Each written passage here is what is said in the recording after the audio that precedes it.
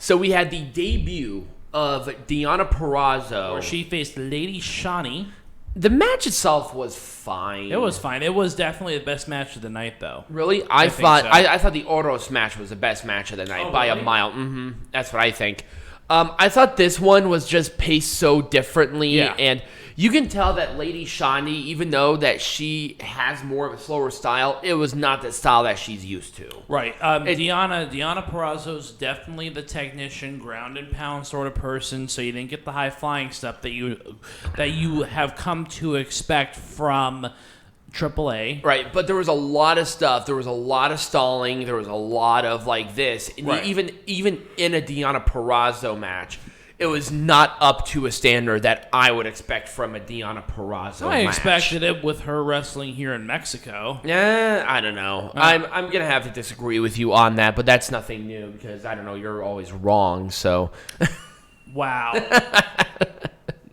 But it was fine. It was whatever. This was a match I really couldn't get into fully, but it was one of our Fujiwara arm bars by Purrazzo to win, and that was clear. Oh, there was interference from. Deonna Purrazzo would not let go of the hold, so Faby Apache came in and attacked Purrazzo. So they're really building up that title match really well. Yep. I'm actually really excited about that one.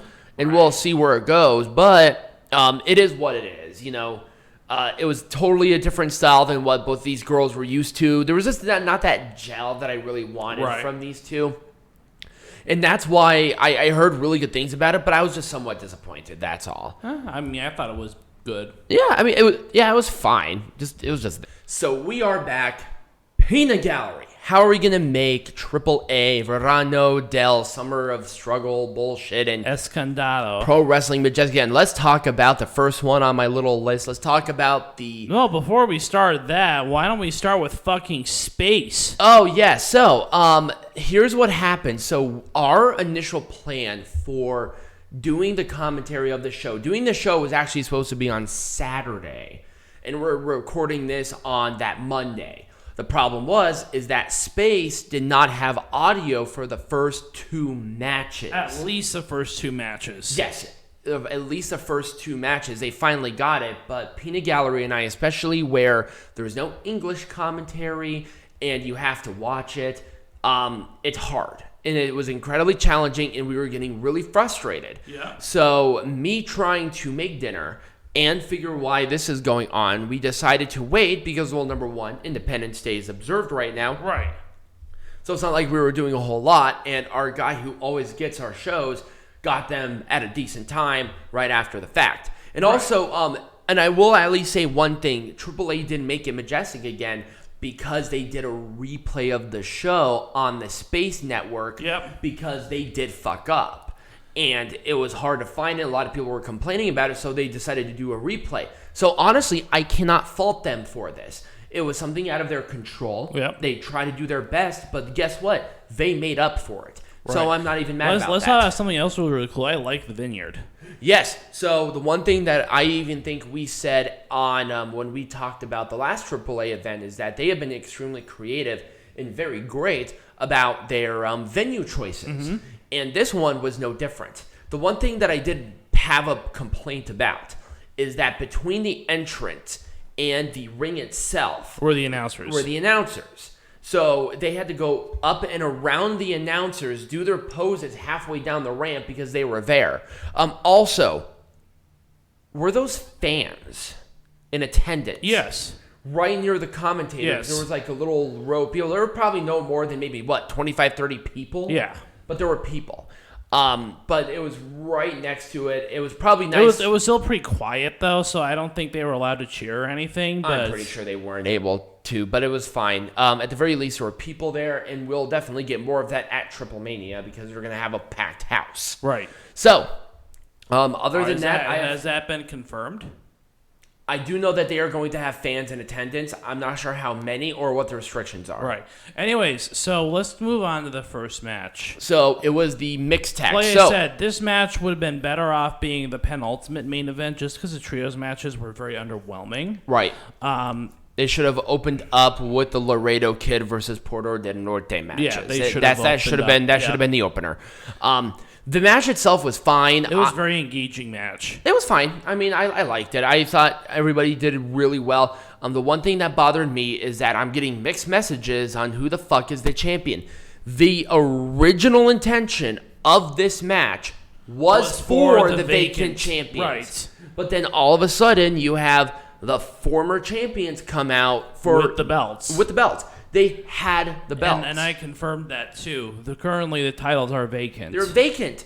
What the fuck? Right. I'm getting mixed messages and them doing this flip-floppy, blah-blah-blah bullshit. They're setting up for what is going to be a really good triple mania match for the mixed tag belts. And here's also the other thing. Obviously being somebody who does not speak fluent Spanish, not knowing why Maximo was not in this match because he ran interference too. Right. He ran interference. That's the other weird thing. There was no replay or anything of the build up to this. I kind of wish they did that maybe during some of the entrances or right before the match itself to really get some context, even with somebody who does not know that. Oh my God, Mamba beat Maximo to replace him in the mixed tag. I could have visually seen that, understood it, and it would have made sense. But then all of a sudden, Maximo's not in the match, but he runs interference.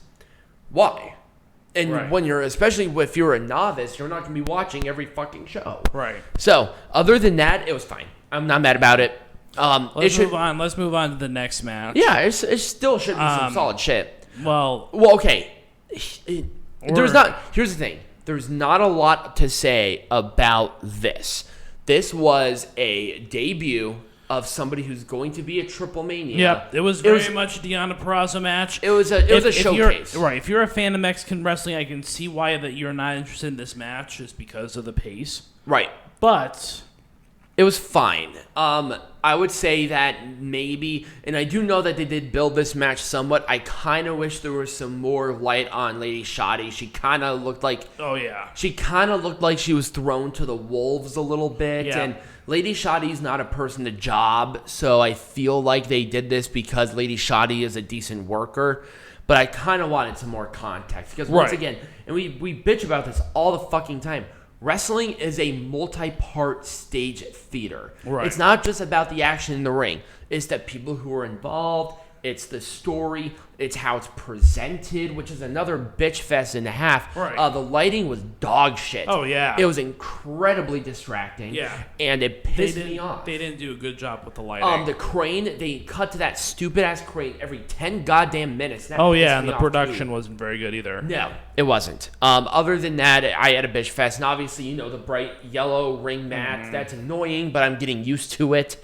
And then with this match, it was just a showcase for Purrazzo. Now, before we move on, though, let's talk about the Trofeo Arez de Oro match because we don't have a card for that one. We did we did not know any of the participants for the Arez de Oro match at all. But let's talk about it. I mean, it was one of the better matches of the night, so... I wanted more context of what this was. They haven't had this event in a while. That's true. And once again...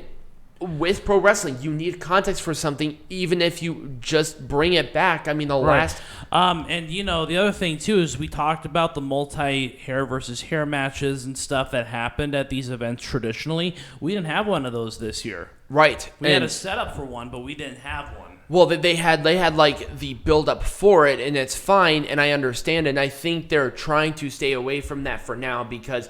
It's the first one back since 2019, and they're just coming back. And I think they were really wanting to do hair, mask with fans. Right. Because part of the part of it is the fact that there are fans. Right, and I think that's why they're waiting for Triple Mania to do that. So I'm not going to fault them for doing this in substitute of a hair, mask, blankety blank, career. Where careers actually usually aren't at these events. It's more hair, mask combination of the three. So, the Arez de Oro, I liked it a lot. It was a showcase for Vikingo. The problem is, why are they giving him a trophy? Why not have him go for a belt? I would love to see a build-up, maybe even with this. I kind of wish maybe like Laredo Kid or something came out. You're my next contender. Let's do it at Triple Mania. let's book that shit and make Right. some goddamn money, because obviously now with seeing Vikingo and Laredo Kid, that would sell. Right. So why they didn't, I won't know. And it's kind of annoying that they didn't. He just gets a stupid little trophy, call it a fucking day. Anyway, and I mean, other than that, there were some rivalries that were built within there. Latigo did not shake the hand of Vikingo, so there might be something there, which I'm not mad about, because he was the one who ate the pin. Right. So that is what it is. Let's talk about this 6-man tag. So number one, I wouldn't have done in the first place. This was a nothing sandwich, and why the fuck did Poder del Norte win? Right. They're not going for any titles. They're, to my knowledge, I mean, that was my thing too. And to my knowledge, they're not even on the Triple Mania card. Can you check that for me? They're not. They're not. Why did they win with people who are going to be in Triple Mania? Laredo Kid is in Triple Mania. I wish he was defending the fucking belt, but he's there. He's on the card, right? Yeah, he's going for the tag team, I believe. Yeah, I think he's going for the tag team. Niño Hamburguesa, he was there, whatever, and then obviously with Faby Apache, right? Being in one of the marquee title for title matches, there's definitely more things there. Why did they make them lose? Niño Hamburguesa ate the pin. He did eat the pin, but why did Poder del Norte win in the first place? I don't understand why they did this. And also, why wasn't there another woman to have against Faby Apache? Obviously, it's a little bit different, but when you're trying to cater to an American audience especially, you kind of have to have that little bit of tit for tat. It was definitely an unfair advantage. Sorry, hate to tell you, but there was no reason for Poder del Norte to win. Zero reason. That was really stupid. And so what I would have thought, well, number one, I would have definitely booked a better trios matches. I probably could have thought of 10 better matches than this bullshit. Speaking of bullshit, let's move on to the main event. This one actually had something going into it, which was fine. And as I'm struggling, there we go. Okay, so really the only match, because I think Taurus and Texano are actually in the tag team title match, if I'm not mistaken. Texano is not. Taurus is, yes. Okay, Taurus is. Texano isn't. What about that 6-man? I thought Taurus was in that 6-man. I'm talking about the tag team title match. Yeah, no, Taurus is in the tag team title match, but his partner is to be announced. Oh, what about Texano? Is Texano on Triple Mania at all? No. What? That's weird as shit. There's no Texano up here. Texano's not in Triple Mania? Not yet. Weird. Anyway, I'm pretty sure he'll be the tag team partner. Come on. It's Texano, and they're already in a tag team. It's the Mercenarios. Here's the issue here once again. I mean, the 6-man tag is fine, but my God, does every main event have to be a hardcore match? Yes.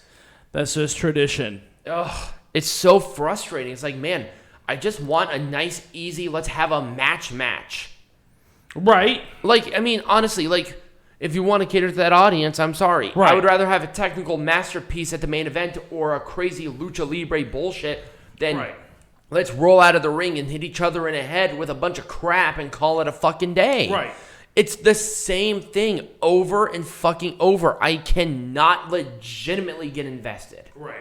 And honestly, I hate saying it, I was not invested in this match. This was a throwaway match. Oh, yeah. And it was for the Trios champions. Right. And they did no booking on actually promoting that it was for the Trios champions. Right.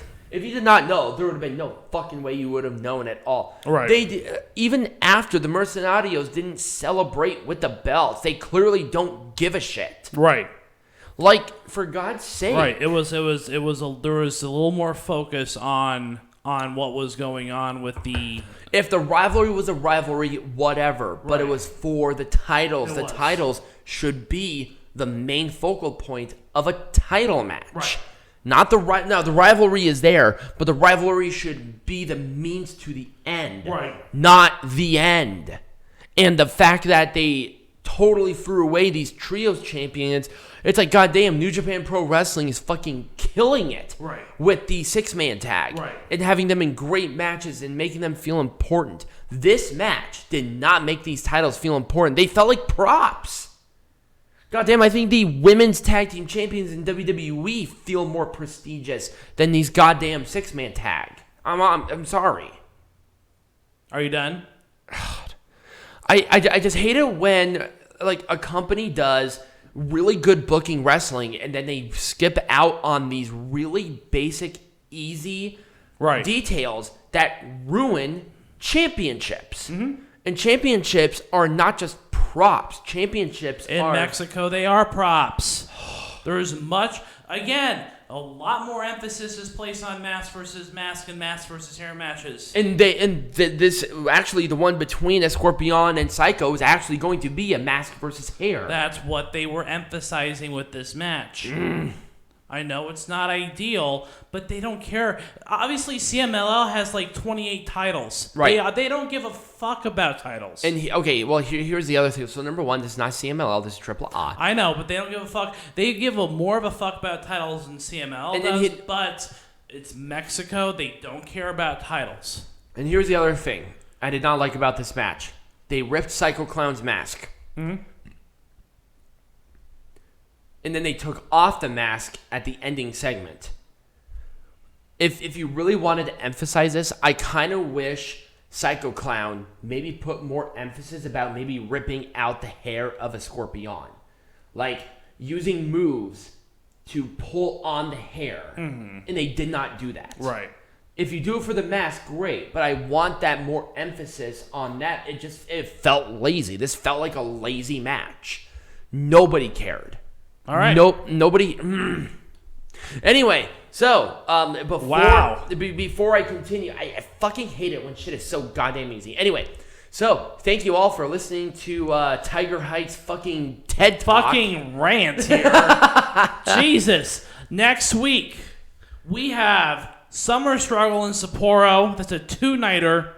And we have Best in the World. So there's going to be no wrestling lesson. There's going to be no heckling. We're going to be doing a marathon. Oh, it's going to be fun, though. I'm really excited about it. And if you guys did enjoy this, remember to like, subscribe, share, tell your friends. Leave it down in the comments below. Did you watch the show? What did you think about this show?